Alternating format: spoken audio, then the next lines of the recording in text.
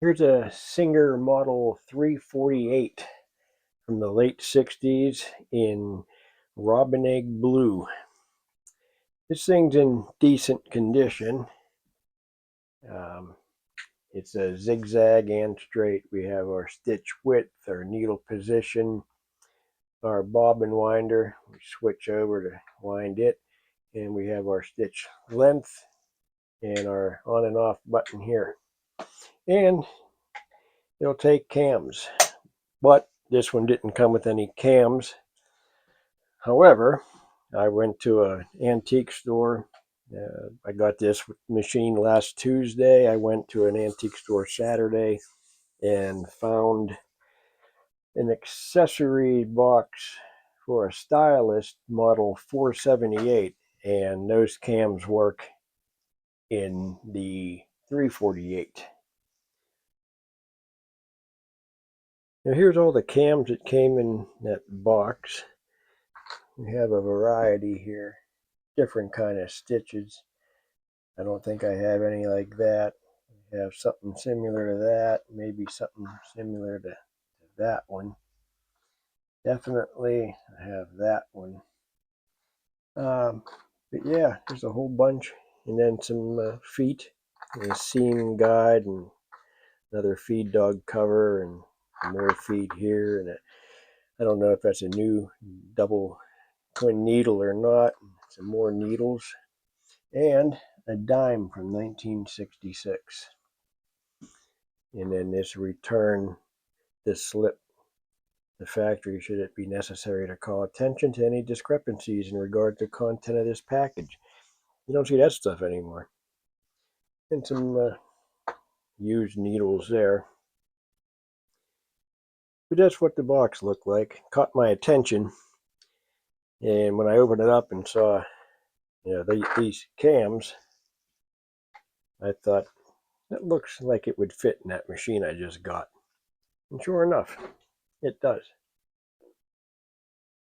These cams are changed with this little nut here you have to unwind. Some of them there's a lever. Some of them you just pop right up. They lift right up like that. And then pick one, put it in, and we're good to go.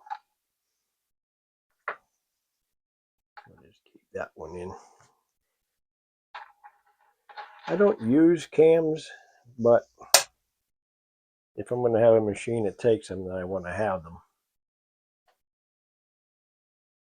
As far as winding the bobbin, right across here, use that little hook right on down to our tensioner and up to the bobbin, and then slide that over to on.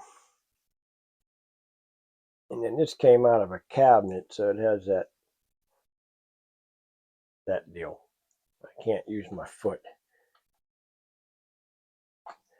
And you have to turn it on too. Very important.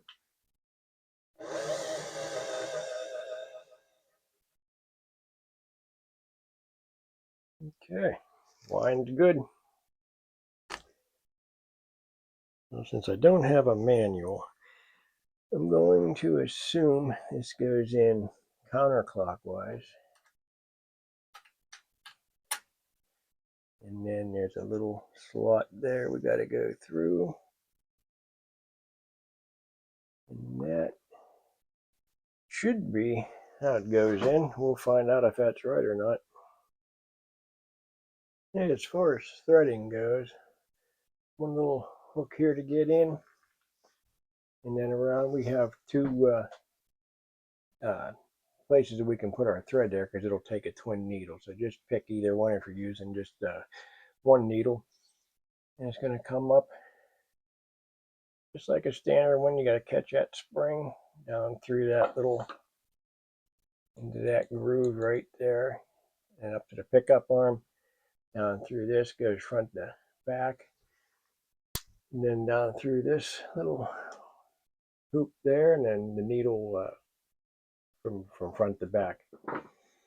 And that's all there is to thread in this thing. And once again, I didn't do anything to this thing except plug it in. I didn't oil it. I just want to see how it feels. I got to do everything with my one finger on this foot control, since it's one for a cabinet. I had kind of got things set up here. And see, it seems to have a little bit of slip.